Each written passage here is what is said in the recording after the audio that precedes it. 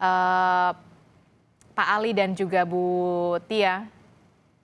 Selamat pagi Mbak Disti. Iya, saya Selamat ingin pagi. bertanya Ya, dulu ke Bu Tia. Bu Tia, kalau ini kan kita melihat jadinya Amerika Serikat melakukan standar ganda, begitu ya, memperpanjang gencatan senjata, tapi kemudian di sisi lain blokade masih diberlakukan di Selat Hormuz oleh Amerika Serikat. Apa yang tengah dilakukan oleh Amerika Serikat ini bukannya justru memperkeruh adanya negosiasi di jilid kedua, Bu Tia? Ya sebetulnya saya melihat ini ada tekanan psikologis ke Iran ya. Karena pada awalnya kan Iran sudah bersedia sebetulnya kembali ke perundingan. Kemudian kapal kargonya Iran kan itu diserang begitu ya. Dari situ Iran sangat emosional dan tidak ingin kembali ke perundingan. Kemudian tim dari Amerika Serikat sudah jalan sebetulnya Mhm. menuju ke Islamabad. Hanya saja ketika Amerika Serikat melakukan penyerangan ke kargo Iran, Iran ini mengalami ketidakpercayaan terhadap apa yang dilakukan Amerika Serikat. Ditambah lagi ternyata ada blokade ganda jadinya, Mbak Adisti. Mhm. Sebetulnya di Selat Hormuz ketika Iran sebagai manajer itu yang mengatur Selat Hormuz itu sebetulnya fine-fine aja ya. Mhm. Karena beberapa negara dari Uni Eropa termasuk juga Cina itu bisa melalui selat. Jadi Iran hanya menyebutkan tidak boleh dilewati oleh Amerika Serikat, Mhm. Israel, dan negara-negara yang dianggap pro terhadap mereka, kan Mhm. begitu ya. Mhm. Jadi sebetulnya tidak ada masalah, tapi ketika terjadi blokade oleh pihak Amerika. Amerika Serikat, Mhm. ya, jadi akhirnya ini menimbulkan satu ketidakpercayaan Iran dan Iran ragu kalau kembali ke perundingan itu tidak akan menghasilkan deal. Awalnya permasalahan itu seperti itu. Ketika Iran ternyata tegas tidak mau kembali ke perundingan, Amerika melawannya itu dengan tekanan psikologis Mhm. dengan menyebutkan bahwa ada perpanjangan ceasefire yang tidak ada batas waktu. Mhm. Nah, ini apa namanya, tentu akan berakibat atau memberikan efek yang luar biasa terhadap perekonomian global begitu. Mhm. Dan kita semua sekarang saat ini menunggu dengan was-was begitu ya. Mhm. Karena efeknya juga terutama ke Asia Tenggara sangat signifikan, Mbak. Mhm. Mhm. Kalau ke Uni Eropa misalnya hanya sekitar 20%, ke Asia itu sekitar 80% efek daripada Selat Hormuz ini, terutama ke Indonesia ya. Mhm. Khawatirnya memang akan terjadi inflasi karena pemerintah saat ini mengambil sikap baru pada sebatas menaikkan harga BBM BBM. yang Mhm. Non non subsidi. subsidi ya. Mhm. Khawatirnya yang subsidi juga lama-kelamaan ditarik ini dengan posisi ketidakpastian perundingan antara Amerika Serikat dan Iran. Maka ke depan mudah-mudahan ya Islamabad, kabarnya nih Mbak, Mhm. Islamabad mencoba approach terhadap Amerika Serikat, kemudian melakukan pembicaraan kedua belah pihak Mhm. supaya Amerika Serikat tidak melakukan tindakan apapun, Mhm. tidak melakukan tindakan provokatif untuk menyerang kargo-kargonya Iran, Mhm. kemudian mencoba untuk tidak intervensi terhadap pelabuhan Iran. Mhm. Dengan kondisi demikian diharapkan Iran mau kembali ke perundingan. Mhm. Kabarnya demikian, Mbak. Mudah-mudahan benar ya. Mhm. Sehingga kalau misalnya Amerika Serikat mengambil tindakan silent, tidak melakukan tindakan provokatif, Iran mau kembali ke perundingan. Demikian Mbak Adisti. Oke, kalau dari Prof. Ali sendiri bagaimana perspektif Anda, Prof, dari sisi politik di Timur Tengah? Kalau dari perspektifnya Bu Tia mengatakan ini adalah upaya Amerika Serikat untuk menekan secara psikologis dan juga dari sisi ekonomi kepada Iran. Nah, bagaimana sikap Iran ini sendiri? Karena kita tahu apa yang kemudian dilakukan oleh Iran saat ini untuk tidak mau maju lagi ke perundingan jilid 2, ini akan berpengaruh besar terhadap dunia. terima kasih Mbak Basri.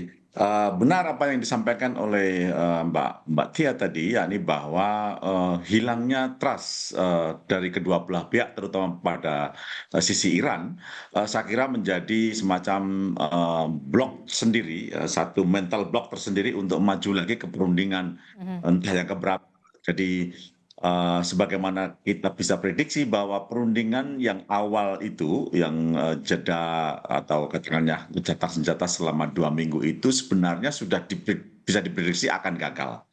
Kegagalan pertama adalah tuntutan Iran, eh, 10 poin yang diajukan ke dalam meja perundingan itu mestinya dinegosiasikan, tetapi itu terlalu merugikan pada pihak Amerika, dan sebaliknya pihak Amerika juga merasa bahwa peperangan ini dimenangkan oleh Trump dan pasukan militernya. Jadi di situ sebenarnya dua-duanya ini ingin menarik garis bahwa perundingan adalah untuk menentukan siapa yang menang. Nah, di situ sangat sulit untuk bisa kita pastikan bahwa perundingan yang akan digagas oleh Trump dengan gencatan senjata perpanjangan ini akan berhasil mengambil hati Iran untuk bisa maju ke perundingan lagi. Karena apa? Semata-mata karena kedua belah pihak ingin menjadikan perundingan ini bukan untuk menyelesaikan sengketa tentang Timur Tengah, tentang blokade Hormuz dan sebagainya, tapi 10 poin tadi itu sebenarnya ingin menunjukkan bahwa eh, peperangan dimenangkan oleh Iran dengan tuntutan yang sekian. Sementara Amerika juga Trump terutama ingin mendeklarasikan di dalam negerinya bahwa peperangan ini dimenangkan oleh Menangin Amerika. Amerika. Dalam konteks inilah saya kira sulit bagi kedua belah pihak untuk maju ke perundingan yang untuk kesekian kalinya. Semata-mata tidak ingin saling mengkhianati, saling dikalahkan dan seterusnya. Nah, apa yang terjadi sebenarnya adalah kesalahan Trump dalam membaca peperangan ini dari eskalasi sejak awalnya terhadap Iran. Jadi dengan tuntutan uranium yang gagal, lalu kemudian regime change yang gagal lagi, lalu kemudian perdebatan mengenai Hormuz, pembebasan Hormuz dan sebagainya, itu semuanya salah dari segi data-data intelijen yang dia kumpulkan untuk melakukan apakah dengan serangan-serangan yang bertubi-tubi ini akan melemahkan Iran. Ternyata tidak. Dan kalau kita lihat suasana di Iran yang sekarang ini, di sejumlah kota misalnya, Iran betul-betul percaya diri untuk terus meneruskan konflik peperangan ini dengan dukungan yang sangat luar biasa dari masyarakat. Berakhirnya gencatan senjata 2 minggu ini dirayakan di setiap kota di Iran. Kota-kota besar, 7 atau 8 kota terbesar di Iran, rakyat turun ke jalan, pawai mendukung apapun keputusan pemerintah yang diambil untuk melawan Amerika. Yang kedua, Garda Revolusi Iran, Revolusi Islam Iran itu menunjukkan semacam rudal yang paling sangat tipis untuk bisa melawan Amerika dalam melanjutkan perang. Itu berarti bahwa sejauh yang kita lihat data-data di lapangan, Iran tetap ingin melanjutkan ini dalam apapun bentuknya, entah diplomasi, entah perangan, dengan klaim bahwa peperangan dimenangkan oleh Iran. Sebaliknya, Trump tidak akan melangkah ke situ, dan disitulah saya kira kita tidak tahu pasti apakah betul-betul ada gencatan senjata sekarang ini. Nyatanya misalnya Amerika sedang mengirim 3 kapal induknya di sejumlah titik strategis di Timur Tengah. Tidak sepenuhnya di gerbang Hormuz, tapi kira-kira ada di Samudra India, lalu kemudian di sebelah menjelang masuk terusan Suez dan seterusnya. Satu presiden yang tidak pernah terjadi, 3 kapal induk dikumpulkan menuju Timur Tengah atau satu kawasan, kecuali ada alasan tertentu. Nah, alasan itu ada, saya kira jangan-jangan perpanjangan gencatan senjata ini yang terbatas ini merupakan persiapan bagi Amerika untuk melakukan serangan kejutan, ya, surprise attack terhadap Iran. Mungkin tidak dalam pengertian terjun serangan darat atau mungkin juga serangan udara, tetapi saya kira akan terjadi multi front attack terhadap Iran yang dalam waktu dekat akan kita lihat apakah kalau misalnya penolakan terus-menerus dilakukan oleh Iran untuk maju ke perundingan itu tidak terjadi, maka serangan itu akan bisa dilakukan. Oke, menarik pernyataan Prof. Ali terkait dengan adanya upaya Presiden Donald Trump untuk memperpanjang gencatan senjata ini yang kemudian dipertanyakan apakah benar perpanjangan gencatan senjata ini murni dilakukan ataukah kemudian ini adalah strategi Presiden Donald Trump untuk memperpanjang atau mengulur waktu agar Amerika Serikat bersiap untuk kemudian melakukan surprise attack atau serangan kejutan kepada Iran ketika Iran ini tidak mau atau ogah dalam tanda kutip begitu ya ke meja perundingan. Kalau menurut Mbak Tia seperti itukah yang saat ini strategi yang dilakukan oleh Amerika Serikat? Ya, mudah-mudahan tidak ke arah sana ya. Arahnya memang betul-betul posisinya Amerika Serikat itu sedang membutuhkan Iran karena Iran tidak mau kembali ke meja perundingan karena saat ini posisi Amerika Serikat juga sudah tidak bagus, Mbak Adisti, Mhm. dalam berbagai perspektif dari kondisi domestik di Amerika, dari dukungan internasional, dari negara-negara aliansi. Kemudian ya yang tersisa mungkin kita melihat saat ini hanya Amerika dan Israel begitu. Semua aliansinya tidak ada yang mendukung, bahkan Gulf countries yang menjadi harapan terakhir Amerika Serikat untuk join dalam perang ini juga akhirnya memilih silent, memilih diam. Uni Emirat sekarang sudah mengeluarkan pernyataan Mhm. dan Cina juga sudah mulai bergerilya di kawasan Gulf countries.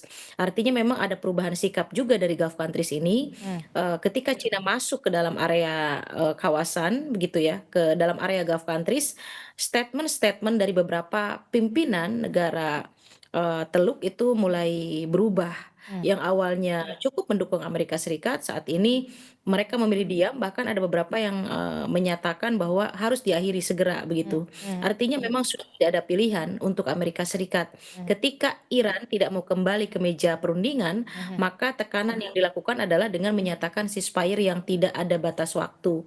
Nah, tapi memang dari pihak Iran harus tetap hati-hati karena kan memang si Trump ini tidak bisa diprediksi ya, Mhm. tidak bisa dipegang begitu, tidak Omongannya. konsisten. Mhm. Ya, hari ini dia menyatakan ceasefire, oke oke thank you Iran, terima kasih sudah mengirimkan kapal-kapal apa juga nggak jelas begitu. Bahkan dia sudah beberapa kali memberikan pernyataan yang itu sepertinya aneh dan tidak mungkin dilakukan Iran. Nah, pernyataan-pernyataan tersebut tidak bisa dipegang, sama seperti Israel ketika sedang berunding di Swiss tiba-tiba menyerang. Bisa jadi juga dari Prof. Ali ini eh, bisa dibenarkan tiba-tiba Iran menyerang di antara jeda ceasefire ini, sorry, Amerika Amerika Serikat. menyerang Iran. Mhm. Iya, tiba-tiba bisa saja menyerang dan memang harus tetap ada hati-hati.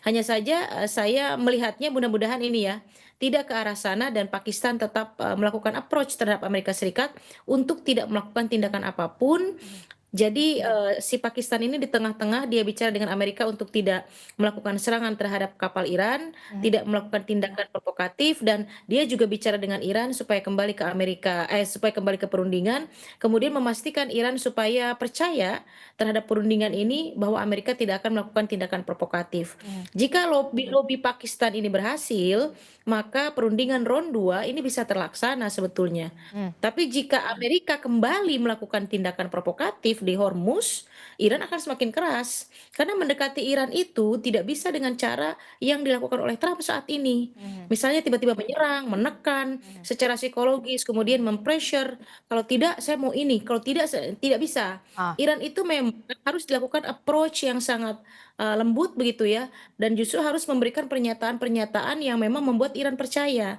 Nah, ini harus dilakukan Amerika Serikat. Karena bukan persoalan negara besar Amerika Serikat ini. Masalahnya Amerika Serikat saat ini sudah tidak ada pilihan. Oke. Sudah mau mendekati ke midterm election juga begitu ya. Aha. Jadi memang Pemilu harus selah. harus mau membuat Mhm. iya, harus mau membuat Iran kembali. Mhm. Dan caranya adalah jangan melakukan tindakan Ancaman. penyerangan. Kalau sampai Amerika sekali saja menyerang Iran, saya tidak yakin akan terjadi perundingan. Bisa jadi ini akan panjang sekali dan dunia internasional tidak akan diam karena efeknya ini akan luar biasa terhadap perekonomian global begitu. Oke, tapi kemudian kita tahu juga sikap dari atau karakter dari seorang Donald Trump ini tetap akan Iya, iya. keeping face begitu ya, menjaga muka. Amerika Serikat tidak mungkin dikatakan kalah dalam tanda kutip. Amerika Serikat adalah negara yang dominan dan juga adidaya begitu ya. Ada beberapa upaya atau strategi yang kemudian dilakukan oleh Donald Trump untuk bisa keeping face. Salah satunya adalah yang saat ini tengah dinarasikan atau diungkapkan Trump adalah pihak Iran ini siap damai.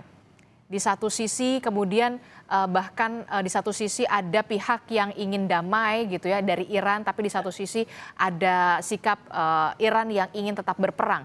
Iran terbelah begitu. Apakah propaganda semacam ini efektif dilakukan oleh Amerika Serikat kepada Iran yang kita tahu Iran saat ini sedang selebrasi kemarin?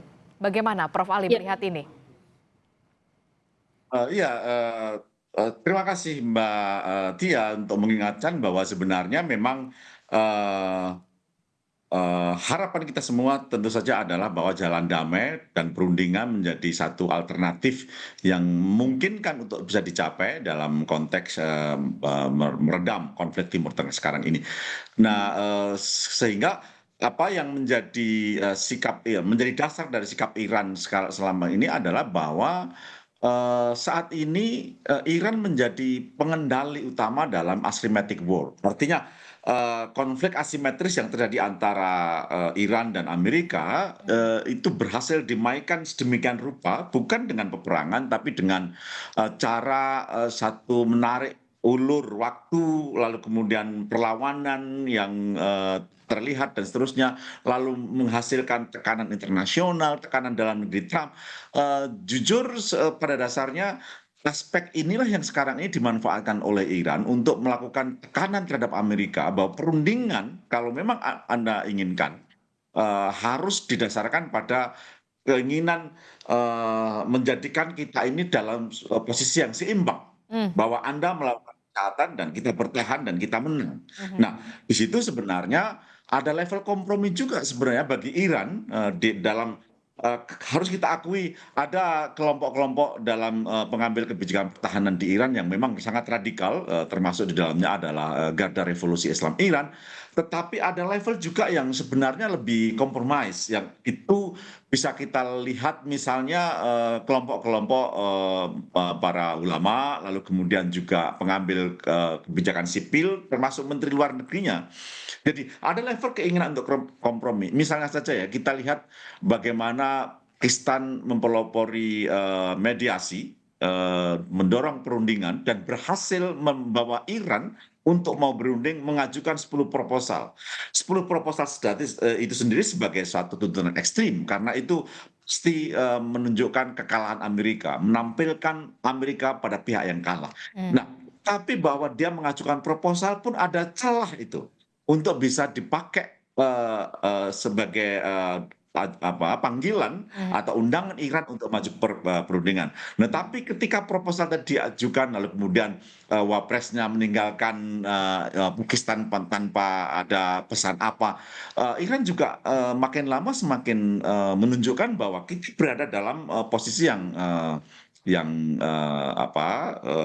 leading sekarang ini untuk bisa mengarahkan konflik ini akan berhasil. Dan disitulah Iran saya kira memang sejauh ini tidak menunjukkan suatu sikap eskalasi maupun mengancam. Justru Amerika yang selalu mengancam ya.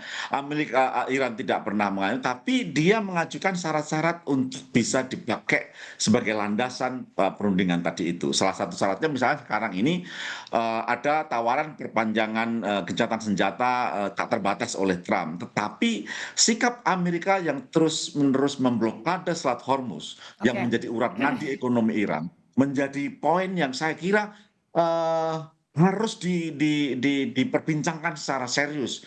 Apakah kalau misalnya membuka tidak lagi memblokade menjadi kerugian tersendiri ya buat Amerika, karena disitulah sebenarnya Iran bisa menampilkan diri sebagai pihak perundingan yang sama-sama diuntungkan ketika menyusun atau katakanlah membuat men-set parameter kapan perundingan akan dilakukan, bagaimana, lalu kemudian apa yang akan dicapai. Tentu saja 10 poin tadi itu sangat berat, tetapi setidaknya ada beberapa poin yang bisa dimungkinkan untuk bisa kompromikan. itu sudah bagus dan itu semua sangat bergantung pada Donald Trump.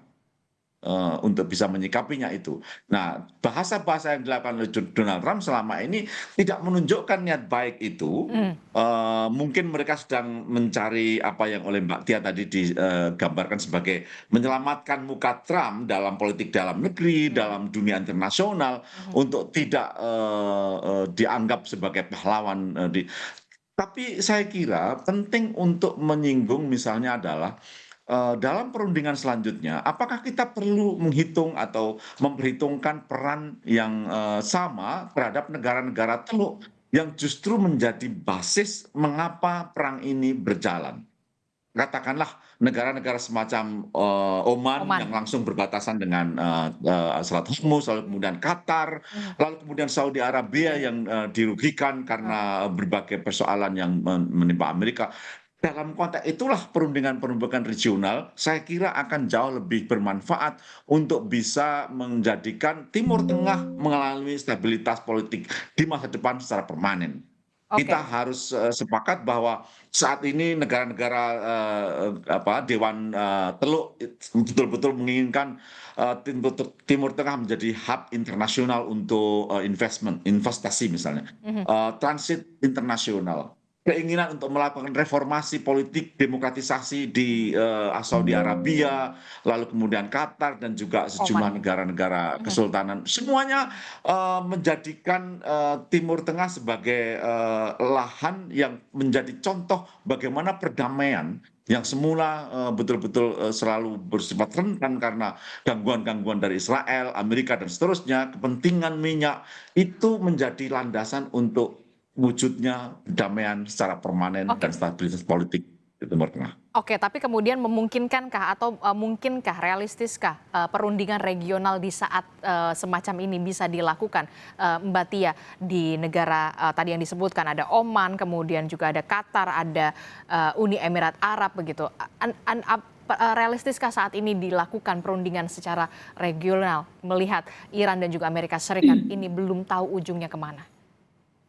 Sempat mereka bertemu ya, terutama ini diinisiasi oleh, Saudi Arabia. Mhm. Mereka bertemu, kemudian dengan Pakistan juga bertemu, Uni Emirat, Qatar, semuanya berkumpul saat itu.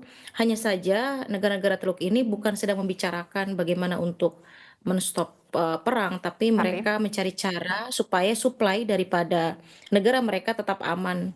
Mereka tetap bisa menjual minyak karena ini mereka hanya memikirkan national interest, negara masing-masing begitu. Hmm. Dan kita juga tahu secara, bilateral antara Iran dengan Saudi kan belum lama dibuka ya, baru 2023. Setelah panjang mereka menutup hubungan diplomatik baru dibuka 2023, itu pun dimediasi oleh Cina begitu. Jadi saya sih pesimis ya kalau negara-negara Teluk saat ini dalam kondisi saat ini ya, kita tidak tahu ke depan. Dalam kondisi saat ini mereka akan bertemu, melakukan meeting, tapi untuk membahas mengenai bagaimana men-stop perang ini. Mereka hanya bertemu untuk bagaimana minyak dari negara mereka itu bisa berjalan dengan baik, bagaimana caranya, begitu. Jadi hanya sebatas itu. Kepentingan. Dalam kondisi ya, kepentingan nasional mereka masing-masing. Dalam kondisi seperti ini, Mbak Adisti, saya melihat semua negara itu masing-masing mementingkan kepentingan nasional mereka, termasuk juga Perancis, termasuk juga Aliansi Amerika Serikat. Tidak ada kan yang join dengan pihak Amerika karena mereka mementingkan, kepentingan mereka. Ketika misalnya negara-negara aliansi Amerika bisa langsung berkomunikasi dengan Iran dan Iran mempersilahkan kapal mereka lewat, ya sudah, selesai, tidak ada yang pro terhadap Amerika Serikat. Demikian juga dengan Gulf countries, Oke. ketika misalnya suplai minyak mereka aman, Man, ya ya sudah. sudah, mereka ya tidak ada Jadi, pembicaraan jadi bagaimana bisa ya, damai. ibaratnya adalah saat Ya, ini negara-negara mencari posisi amannya masing-masing begitu ya betul untuk betul. Iya pasokan energi mereka masing-masing begitu iya ya. iya Mhm. iya. Tem Termasuk juga 30 negara yang rencananya akan bertemu di Inggris membahas soal pembukaan Selat Hormuz. Anda punya peluang di sana, bisa ada pembicaraan untuk bisa membujuk Iran atau juga Amerika Serikat, atau kemudian sama saja semua negara cari aman masing-masing. 40 ya, nambah Mbak Adisti. Bukan Jadi 30 ya, 40 jadi 40 ya. Iya, nambah. Diinisiasi oleh Inggris dan saya tidak yakin juga mereka akan bisa men-stop, karena semuanya mencari aman, saat ini. Jadi Iran betul-betul sendirian, tapi terlepas dari itu tidak tahu ya, apakah memang di situ Cina dan Rusia juga, tetap membantu Iran karena Cina tidak mudah ditekan seperti halnya Trump, "Oh iya, ini Selat Hormuz dibuka spesial untuk Cina," begitu ya. Oh, Cina bukan jenis, negara yang gampang tersanjung dan juga tidak mudah juga ditekan, begitu. Saya pikir, 2 negara ini masih di belakang Iran karena Iran penting di kawasan. Iran harus tetap ada di kawasan Hmm. untuk Cina dan Rusia. Karena ini untuk balance power, dominasi atau hegemoni Amerika Serikat di Timur Tengah. Kalau Iran tidak ada, bahaya sekali untuk Cina dan Rusia. Jadi, mereka tetap saya pikir membackup Iran, makanya Iran cukup tegas sikapnya begitu kan, tidak mau kembali. Pokoknya stop, jangan jangan apa namanya, serang-serang lagi kapal kita, blokade jangan dilakukan, kita baru mau kembali ke meja perundingan. Jadi analisis saya Mbak Adisti, perundingan itu akan terjadi jika Amerika Serikat melepas blokadenya. Kalau tidak, ya tetap seperti keadaan seperti ini dan ini sangat berbahaya untuk, perekonomian global. Terutama kita ya, yang kita kita juga harusnya demikian Mbak Adisti, harus mementingkan kepentingan nasional kita begitu ya. Mhm. Bagaimana supaya, apa namanya, BBM kita tetap terjaga, BBM non subsidi tidak naik, rakyat tidak marah begitu. Itu yang harus kita lakukan. Karena semua negara-negara di dunia saat ini mengamankan posisi masing-masing. Tidak ada yang pro ke Trump, tidak ada yang pro ke Iran. Kalau Iran ngasih jalan, ke Prancis, Prancis lewat, ya sudah, tidak ada yang bantu Trump begitu. Inggris, bisa call juga, lewat juga bisa, ya sudah. Jadi semuanya sekarang mengamankan posisi masing-masing, termasuk negara Teluk. Uni Emirat sudah berubah statement. Kemudian Qatar, apalagi Qatar, dia punya punya cooperation dengan Iran dalam bentuk ladang gas yang luar biasa besar. Hmm. Tidak mungkin dalam bisnis itu bisnisnya diganggu, negara Teluk juga tiba-tiba pro terhadap Amerika Serikat walaupun merupakan bagian daripada aliansinya Amerika. Dan ternyata, protection yang mereka harapkan dikasih atau diberi oleh Amerika Serikat kan tidak terjadi. Harusnya kan memang pangkalan udara, kemudian military base-nya Amerika Serikat di Timur Tengah, di Gulf countries harus memprotek mereka. Mhm. Kenyataannya ketika Iran menyerang tidak bisa melindungi, mereka juga kecewa begitu. Negara Teluk akhirnya mereka realistis loh. Katanya mau melindungi, kami diserang. Military base-nya Amerika diserang Mhm. kok diam saja tidak bisa berbuat apa-apa. Nah Oke. ini menjadi satu pergeseran, politik global yang cukup signifikan saya Ah, pikir. aha, oke. Demikian. Ada pergeseran politik global yang kemudian Ya, cukup signifikan begitu ya, masing-masing ya. negara walaupun rencananya akan bertemu 40 negara di Inggris untuk bisa membahas soal pembukaan Selat Hormuz ini. Apakah Prof. Ali melihat masih ada secercah harapan begitu ya setidaknya untuk bisa Amerika Serikat dan juga Iran ini bisa sedikit mereda begitu ya agar konflik di Hormuz ini tidak kemudian semakin berkepanjangan dan punya dampak yang signifikan terhadap dunia? Dalam jangka pendek tentu saja adalah pembukaan Selat Hormuz menjadi prasyarat perdamaian atau katakanlah gencatan senjata dan lalu kemudian mendorong kedua belah pihak Iran terutama dan Amerika masuk ke dalam perundingan. Apa yang saya gambarkan tadi itu lebih merupakan meskipun masih dalam pertanyaan besar ya untuk bisa melibatkan berbagai negara yang berkepentingan dalam perdamaian Timur Tengah itu betul-betul menjadi aktor utama dalam upaya melanjutkan eh, perdebatan mengenai bagaimana Timur Tengah menjadi kawasan yang stabil, Mhm. lalu kemudian melakukan semacam governance yang baik dalam negaranya, tentu saja terus menjaga kepentingan nasional sebagai bagian penting dalam proses pembangunan negara tadi itu. Nah, disitulah kalau kita lihat 10 poin yang diajukan Iran, katakanlah saya kira ada 3 atau 4 poin yang justru memang keinginan untuk menjaga pertama kedaulatan dia dan juga kedaulatan negara-negara Timur Tengah umumnya untuk dijamin dan dipastikan betul-betul dihormati secara internasional Mhm. melalui hukum internasional dan seterusnya. Lalu kemudian isu mengenai Palestina eksplisit tidak disampaikan itu, tetapi keinginan dia untuk mendorong gencatan senjata di Lebanon, lalu kemudian menghormati negara-negara yang ada di situ, lalu kemudian juga poin mengenai perdamaian Palestina, tidak menyentuh two state solution karena Iran memang tidak mendukung penyelesaian dua negara. Dia hanya menginginkan Israel out dari Timur Tengah dan sebagainya. Itu sebenarnya pintu masuk untuk mendorong negara-negara kawasan itu menjadi aktor utama penyelesaian perdamaian Timur Tengah secara permanen. Permanen dalam pengertian tentu saja kapan-kapan akan terjadi perang, itu pasti untuk kepentingan nasional mereka. Tapi yang ingin saya gambarkan adalah bahwa jangan beri ruang bagi Israel sebagai orang yang terus-menerus mengganggu perdamaian Timur Tengah itu untuk menjadi free rider dalam berbagai perundingan yang dibuat, dalam berbagai resolusi yang dibuat PBB dan seterusnya, Oke. perundingan perdamaian antar gerakan perlawanan melawan Israel itu kadang-kadang ini ada perdamaian antara Iran dan Amerika, katakanlah gencatan senjata, tapi tiba-tiba Israel. Israel tidak menginginkan hasil itu, lalu kemudian dia membuat sesuatu yang kira-kira menjadikan perdamaian yang dibuat tadi itu Mhm, hancur dalam sekejap. mhm. Eh, Kisah misalnya jelas-jelas bahwa Iran dan wakil presiden Amerika Serikat Vance itu datang ke Islamabad untuk berunding, tapi belum lagi perundingan mencapai 1 hari, katakanlah 21 jam, Israel menyerang Lebanon selatan dan seterusnya, yang menjadikan bahwa loh ini menjadi gencatan senjata kita semua atau hanya antara Amerika dan Iran dan seterusnya. Begitu juga pada waktu perundingan yang Oke. dibuat pada Juni 2025. Israel selalu menjadi semacam free rider dalam berbagai konsep tawaran atau katakanlah proposal yang diajukan negara-negara Teluk, negara-negara Timur Tengah untuk membuat Timur Tengah sebagai kawasan yang damai secara permanen. Mhm. Inti daripada isu yang dikemukakan Iran dalam konteks ini kan sebenarnya Iran hanya ingin membuka kesadaran seluruh dunia internasional. Look, dari semua perdamaian yang Anda buat, organisasi regional, free trade, lalu kemudian HAM dan seterusnya, masih ada isu masalah Palestina yang saat ini belum diadres Aha, oleh belum. kalian sendiri.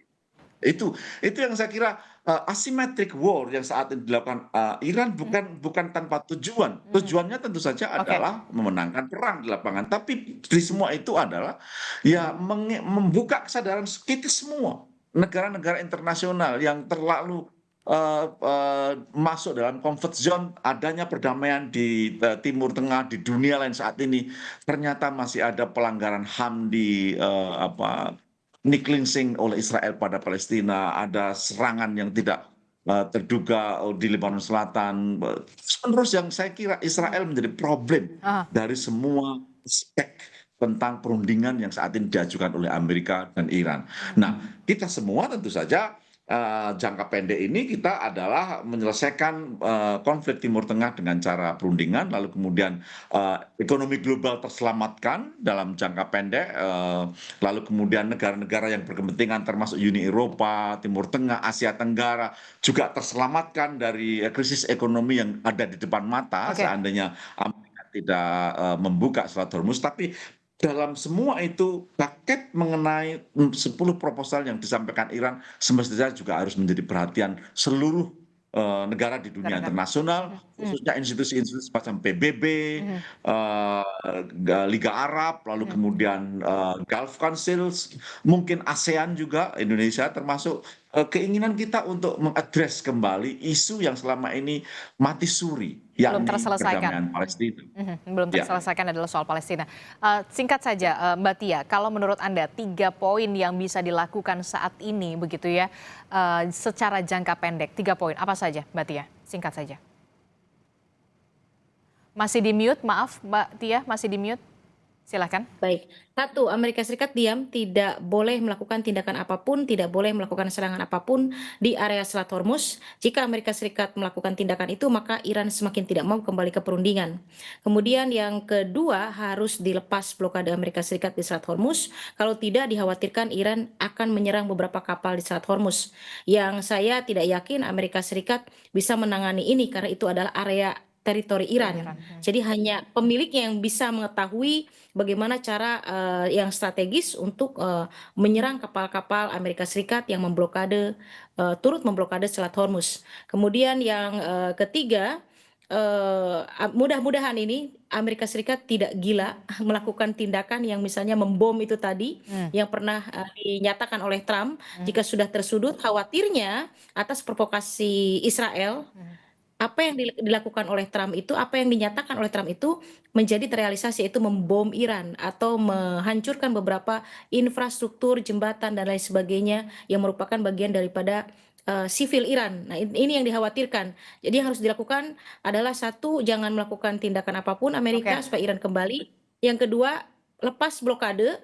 Kemudian yang ketiga, Pakistan dalam hal ini harus membujuk Iran untuk bisa kembali ke perundingan, Mbak Adisti. Oke, ada upaya yang harus ekstra kerja keras yang dilakukan oleh Pakistan untuk kemudian bisa membujuk kembali Iran untuk bisa kembali ke meja perundingan untuk bernegosiasi dengan Amerika Serikat. Terima kasih dosen ilmu hubungan internasional dari Binus University, Mbak Tia Mariatul Kiptiah, dan juga ada guru besar politik Timur Tengah dari UIN Jakarta, Profesor Ali Munhanif juga telah bergabung bersama kami.